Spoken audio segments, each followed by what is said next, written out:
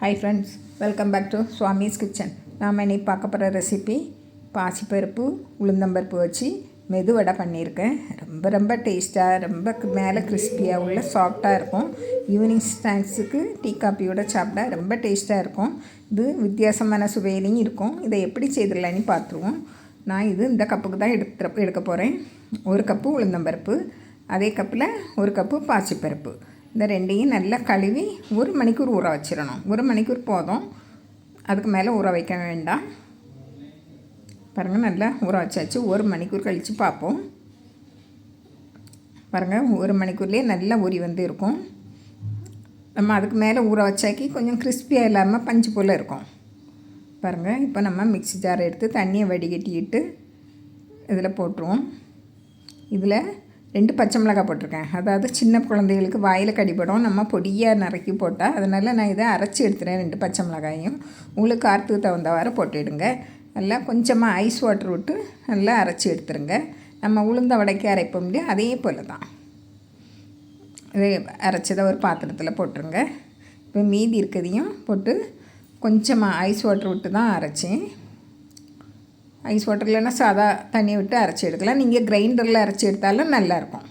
பாருங்கள், இப்போ 2வது உள்ளதே அரைச்சாச்சு. இப்போ அந்த பாத்திரம் பத்தாது, அதனால் நான் வேறு பாத்திரத்தில் விடுவேன். பாருங்கள், எல்லாம் சேர்த்து ஒன்று போல் போட்டுவிட்டு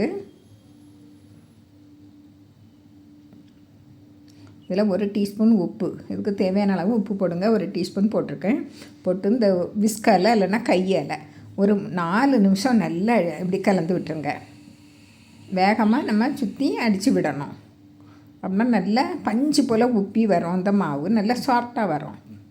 பாருங்கள், ஒரு 4 நிமிஷமாவது நீங்கள் எப்படி அடித்து விடணும்.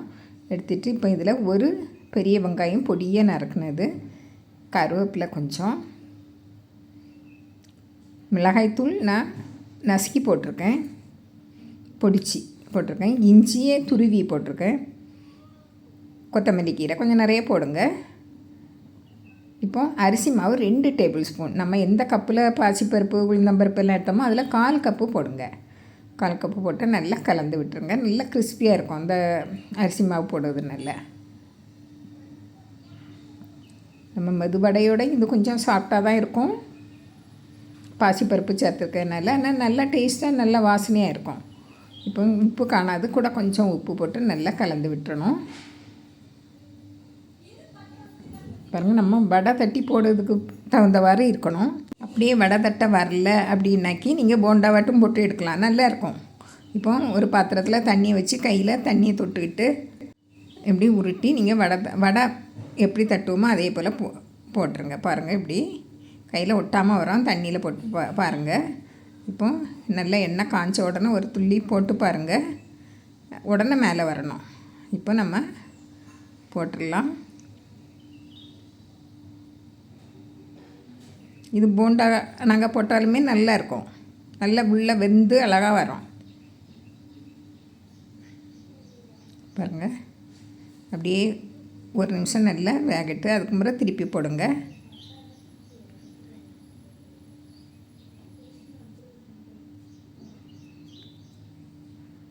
எண்ணெய் அதிகமாக குடிக்காது இந்த வடை.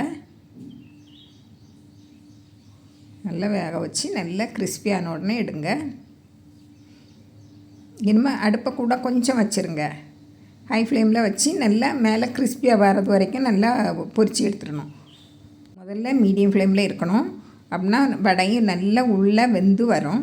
அதுக்கும் பிறகு நம்ம ஹை ஃப்ளேமில் வச்சு நல்லா கிறிஸ்பியாக வர்றது வரை பொரித்து எடுத்துடணும். இந்த உளுந்த வடை அப்படி பொரித்து எடுத்தால் தான் மேலே நல்லா கிறிஸ்பியாக வரும். பாருங்கள், இப்போ நல்லா செவந்து நல்லா மேலே கிறிஸ்பியாக வந்தாச்சு. இதே போல் எல்லாமே சுட்டி எடுத்துடலாம். பாருங்கள், நான் சுட்டி எடுத்தாச்சு. பாருங்கள், நல்லா கிறிஸ்பியாக இருக்கும். நான் எண்ணெய் குடிக்கல, பாருங்கள் எப்படி இருக்குன்னு. மேலே நல்லா கிறிஸ்பியாக இருக்கும், எண்ணெயும் குடிக்காது, உள்ளே நல்லா சாஃப்டாக இருக்குது. பாருங்கள், மேலே நல்லா கிறிஸ்பியாக இருக்குது, உள்ளே நல்லா சாஃப்டாக இருக்குது. பாருங்கள், இதே போல் நீங்களும் செய்து பாருங்கள். பிடிச்சிருந்தால் லைக் பண்ணுங்கள், ஷேர் பண்ணுங்கள், கமெண்ட்ஸ் பண்ணுங்கள், மறக்காமல் சப்ஸ்கிரைப் பண்ணுங்கள். தேங்க்யூ.